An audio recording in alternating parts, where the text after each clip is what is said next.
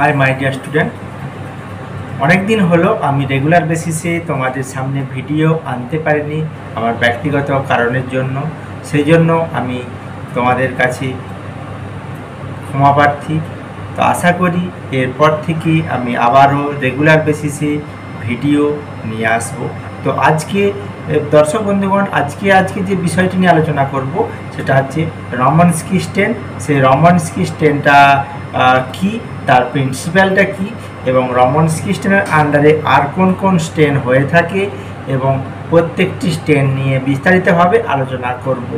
সেই রমনস্কি স্টেনের মধ্যে একটি অত্যন্ত গুরুত্বপূর্ণ স্টেন হলো লিজম্যান স্টেন। আজকে সেই লিজম্যান স্টেনের কম্পোজিশন কি, কিভাবে সেটি তৈরি করা হয় এবং কোন কোন পারপাসে এই লিজম্যান স্টেনটি ব্যবহার করা হয়ে থাকে, এবং এছাড়াও যে লিজম্যান স্টেনটি ব্যবহার করার পরে আমরা যে মাইক্রোস্কোপিক ফিল্ড ব্যবহার করে থাকি সেই মাইক্রোস্কোপিক ফিল্ডে সেই লিজম্যান। তাহলে প্রথমে আমরা দেখব যে সেই রমনস্কি স্টেনটা কি। রমনস্কি স্টেন হলো এক ধরনের স্টেন যেখানে একটা ওয়াইড রেঞ্জের কালার প্রোভাইড করা হয়, সেই কালারটা যাতে করে খুব সহজে সেলগুলিকে ডিফারেন্সিয়েট করতে পারে। অর্থাৎ এখানে বলা হয়েছে the stain produce a wide range of colour component that can be easily differentiate cell, অর্থাৎ সেলগুলিকে আলাদা আলাদাভাবে ডিফারেন্সিয়েট করতে পারে। ওকে, এছাড়াও this phenomenon is call Romanowsky effect, মানে এই ফেনোমেননটাকেই আমাদের রমনস্কি এফেক্টকেও বলা হয়, অথবা তাকে কি বলা হয় মেটাক্রোমাসিয়া অথবা রমনস্কি এফেক্টকেও বলা হয়ে থাকে। তা রমনস্কি যে এফেক্ট বা রমনস্কি স্টেন আবার বেশ কয়েকটি ভাগে বিভক্ত হয়। তার মধ্যে অন্যতম হচ্ছে লিজম্যান স্টেন, জিনসা স্টেন, এছাড়াও আছে জেনার স্টেন, রাইট স্টেন, ফিল্ড স্টেন এবং এমজি স্টেন। এই স্টেনগুলির মধ্যে সবচেয়ে ইজিয়েস্ট স্টেন হলো জেনার স্টেন। আর এই ফিল্ড স্টেন বলে একটি স্টেন আছে, যে স্টেনটি যে কোনো রকম ক্ষেত্রে, অর্থাৎ যেটা র্যাপিডলি কোনো রকম কোনো ফিল্ম ডিটেকশনের ক্ষেত্রে, ম্যালেরিয়া প্যারাসাইট ডিটেকশনের ক্ষেত্রে এই ফিল্ড স্টেনটি ব্যবহার করা হয় বিভিন্ন ক্যাম্পে। এরপরে আমরা আসবো যে লিজম্যান স্টেনটা কি। সেই লিজম্যান স্টেনটা হচ্ছে এক ধরনের স্টেন যেখানে হচ্ছে বিভিন্ন ধরনের সেল এবং সাইটোপ্লাজমকে ডিফারেন্ট কালারে ডিভাইড করতে পারে। এই লিজম্যান স্টেনটা অনেক সময় পাউডার ফর্মেও পাওয়া যায়, আবার অনেক সময় মার্কেটে লিকুইড ফর্মেও পাওয়া যায়। এই লিজম্যান স্টেনের কম্পোজিশন কি আছে? লিজম্যান স্টেনের কম্পোজিশন আছে লিজম্যান পাউডার অর্থাৎ পলিক্রম মিথিলিন ব্লু অর্থাৎ লিজম্যান পাউডার, সেই সঙ্গে আছে ইওসিন। লিজম্যান পাউডার সঙ্গে ইওসিন মেশানো থাকে। লিজম্যান স্টেনটা আমরা বানাবো কিভাবে? 0.15 গ্রাম এই লিজম্যান পাউডারের সঙ্গে acetone free methyl alcohol 100 ml mixed করার পরে সেইটাকে ফিল্টার করে আমাদের এই লিজম্যান স্টেনটি তৈরি করা হয়ে থাকে। তাহলে প্রসঙ্গত এখানে তাহলে অ্যাসিটন ফ্রি কেন ব্যবহার করা হয়? তো এখানে অ্যাসিটন যুক্ত হলে কি হয়, যে সেলগুলি অনেক সময় সিঙ্কেজ হয়ে যাওয়ার সম্ভাবনা থাকে, অর্থাৎ সেলগুলি ভেঙে যেতে পারে বা কুঁকড়ে যেতে পারে, যার ফলে সঠিক সেলের মরফোলজিটা আমরা পাবো না। সেই জন্য অ্যাসিটন ফ্রি মিথাইল অ্যালকোহল ব্যবহার করা হয়ে থাকে। এখানে যে লিজম্যান স্টেনের দুটি বৈশিষ্ট্য হলো, এখানে স্টেনের দুটি পার্ট থাকে, একটি অ্যাসিডিক কম্পাউন্ড অ্যাসিডিক স্টেন, একটা হচ্ছে বেসিক স্টেন। এই অ্যাসিডিক স্টেনটা কি করে, যে সেলের মধ্যে যে বেসিক কম্পাউন্ডগুলোকে কালার প্রোভাইড করে, এবং বেসিক স্টেনটা কি করে, সেলের মধ্যে অ্যাসিডিক কম্পাউন্ডগুলোকে কালার প্রোভাইড করে। তাহলে এখানে লিজম্যান স্টেনের মধ্যে তাহলে অ্যাসিডিক কম্পাউন্ড কোনটি? লিজম্যান স্টেনের মধ্যে অ্যাসিডিক কম্পাউন্ড হলো ইওসিন, এবং বেসিক কম্পাউন্ড হলো কি মিথিলিন ব্লু। মিথিলিন ব্লুটা হচ্ছে বেসিক কম্পাউন্ড এবং অ্যাসিডিক কম্পাউন্ডটা হচ্ছে ইওসিন। অনেক সময় শর্ট কোশ্চেনে এটা আসতে পারে। এরপর তাহলে কীভাবে কালার প্রোভাইড করে, তাহলে অ্যাসিডিক কম্পাউন্ডগুলো কালার প্রোভাইড করে। অ্যাসিডিক কম্পাউন্ডগুলো ব্রিলিয়ান্ট ভায়োলেট কালারটা নিউক্লিয়াসে প্রোভাইড করে, এবং ক্রোমাটিন যে পার্পেল কালারটা সেটা নিউক্লিয়াসের গ্র্যানিউলসের মধ্যে প্রোভাইড করে। আর ইওসিনটা কী কালার প্রোভাইড করে, ইওসিনটা হচ্ছে যেহেতু অ্যাসিডিক কম্পোনেন্ট, সেটা হচ্ছে আরবিসিগুলোকে কালার প্রোভাইড করে, এবং সেই সাথে প্রোভাইড করে ইওসিনের মধ্যে যে গ্র্যানিউলস, ইওসিনোফিলের মধ্যে যে গ্র্যানিউলসগুলো থাকে সেই গ্র্যানিউলসগুলোর মধ্যে কালার প্রোভাইড করে। এই যে আমাদের যে আরবিসি, ডব্লিউবিসি এবং প্লেটলেট আছে, সেই ডব্লিউবিসি অর্থাৎ ডিফারেন্সিয়াল কাউন্টের ক্ষেত্রে যে ডব্লিউবিসির আবার পার্টগুলি হলো কি কি, যে গ্র্যানুলোসাইট এবং অ্যাগ্রানুলোসাইট। অর্থাৎ গ্র্যানুলোসাইটের মধ্যে আছে নিউট্রোফিল, ইওসিনোফিল, বেসোফিল, যার মধ্যে গ্র্যানিউলস পাওয়া যায়, এবং অ্যাগ্রানুলোসাইটের মধ্যে হচ্ছে কি মনোসাইট এবং লিম্ফোসাইট। তার মধ্যে মনোসাইটটা হচ্ছে এই আমাদের 5টি যে ডিফারেন্সিয়াল কাউন্টের মধ্যে 5টি যে সেল আছে তার মধ্যে সবথেকে বড় হচ্ছে মনোসাইট। এই লিজম্যান স্টেনটার সাহায্যে খুব সহজেই ভালোভাবে আমাদের ম্যালেরিয়া প্যারাসাইট ডিটেকশনের ক্ষেত্রে থিক এবং থিন যে ফিল্ম বানানো হয়, যে স্মিয়ার বানানো হয়, সেখান থেকে এই স্টেনটি করে ম্যালেরিয়া প্যারাসাইট ডিটেকশন করা সম্ভব। এই যে পেরিফেরাল যে ব্লাড স্মিয়ার যে আমরা বানাবো, লিজম্যান স্টেন যে আমরা করব, সেই পেরিফেরাল ব্লাড স্মিয়ার বানাতে গেলে তার একটি গুড পেরিফেরাল ক্রাইটেরিয়া ফলো করা প্রয়োজন, সেটি আমরা এখন আলোচনা করব। গুড স্মিয়ার হতে গেলে প্রথমত স্লাইডটি গ্রেসপি হতে হবে, অর্থাৎ তার মধ্যে কোনো অয়েলি ভাব থাকা চলবে না। সেই সাথে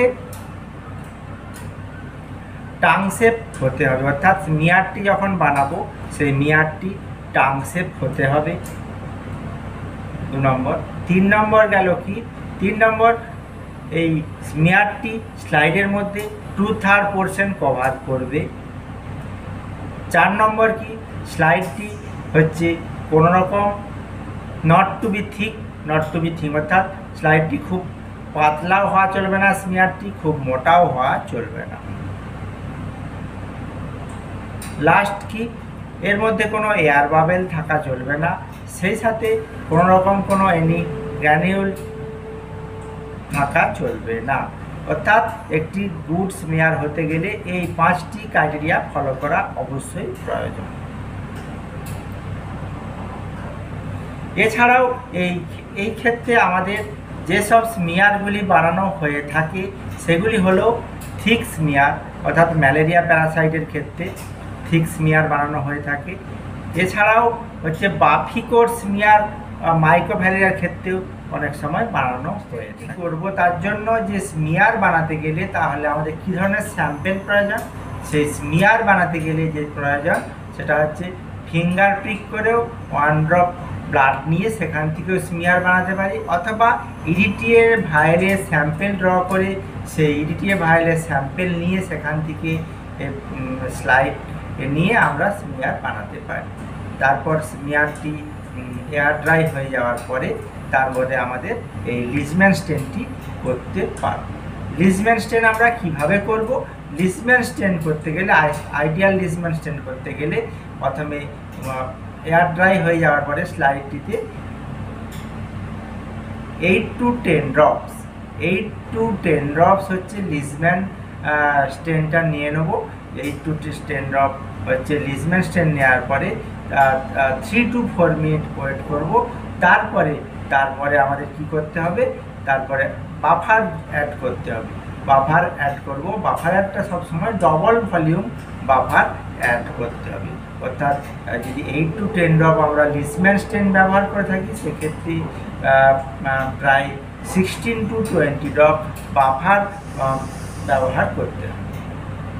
বাফার দেওয়ার পরে সেখানে 12 থেকে 15 মিনিট ওয়েট করার পরে আমাদের এই স্লো রানিং ট্যাপ ওয়াটারে সেটাকে আস্তে করে ওয়াশ করে নিতে হবে। ওয়াশ করে নেওয়ার পরে সেটাকে এয়ার ড্রাই করে আবার মাইক্রোস্কোপে আমাদের দেখতে হবে। মাইক্রোস্কোপে দেখলে প্রথমে আমরা হাই পাওয়ার ফিল্ড অর্থাৎ 40x দেখব, 10x ফোকাস করে 40x দেখব, 40x দেখার পরে আমরা সেটা অয়েল ইমার্শনে অর্থাৎ 100x তারপরে দেখে আমাদের সেখান থেকে সেল কাউন্ট করতে পারব। এখানে যে বাফারটি ব্যবহার করা হয় সে বাফারের পিএইচ সাধারণত 6.8 অর্থাৎ 6.5 থেকে 6.9 অর্থাৎ সেটা সবসময় অ্যাসিডিক পিএইচ হয়ে থাকে। শুধুমাত্র ম্যালেরিয়া প্যারাসাইট যখন আমরা করি তখন প্যারাসাইট সেক্ষেত্রে আমাদের পিএইচটা অ্যালকালাইন করা হয়। এরপর মাইক্রোস্কোপে আমরা যখন দেখব তখন মেনলি যে ডিফারেন্সিয়াল কাউন্টটি করব নিউট্রোফিল, ইওসিনোফিল, বেসোফিল, মনোসাইট এবং লিম্ফোসাইট আমরা দেখব। সেক্ষেত্রে আমরা আগেই যে বলেছি যে এখানে দু ধরনের কম্পাউন্ড হয়ে থাকে, দু ধরনের স্মিয়ার, একটা হচ্ছে অ্যাসিডিক স্মিয়ার, একটা হচ্ছে অ্যালকালাইন বেসিক স্মিয়ার যে হয়। তাই অ্যাসিডিক স্মিয়ার এবং বেসিক স্মিয়ারের সাহায্যে আমরা অ্যাসিডিক কম্পোনেন্ট এবং বেসিক কম্পোনেন্টগুলোকে কালারের সাহায্যে আমরা ডিফারেন্সিয়েট করতে পারব। এখানে নিউট্রোফিলের ক্ষেত্রে সাধারণত 3 to 7 লোবস হয়ে থাকে নিউট্রোফিলটা, এবং ইওসিনোফিলের ক্ষেত্রে 2 to 3 লোবস হয়ে থাকে এবং গ্র্যানিউলসটা হচ্ছে কোর্স গ্র্যানিউলস হয়ে থাকে, এবং নিউট্রোফিলের ক্ষেত্রে গ্র্যানিউলসটা লাইট বা ফাইন গ্র্যানিউলস হয়ে থাকে। আর বেসোফিলটা সাধারণত খুব কম কন্ডিশনে আমরা দেখতে পাই, সাধারণত দেখতে পাই না। এবং মনোসাইট হচ্ছে আমাদের ডব্লিউবিসির মধ্যে সবথেকে বড় যে সেলটা আছে সেটা হচ্ছে মনোসাইট। আর লিম্ফোসাইট হয়ে থাকে, লিম্ফোসাইটের আবার দুটো পার্ট অর্থাৎ স্মল লিম্ফোসাইট এবং লার্জ লিম্ফোসাইট। তো এইভাবে আমরা লিজম্যান স্টেনটা যদি সঠিকভাবে আমরা করতে পারি তাহলে আমরা ইজিলি ডিফারেন্সিয়াল কাউন্টটি এখান থেকে আমরা করে ফেলতে পারব।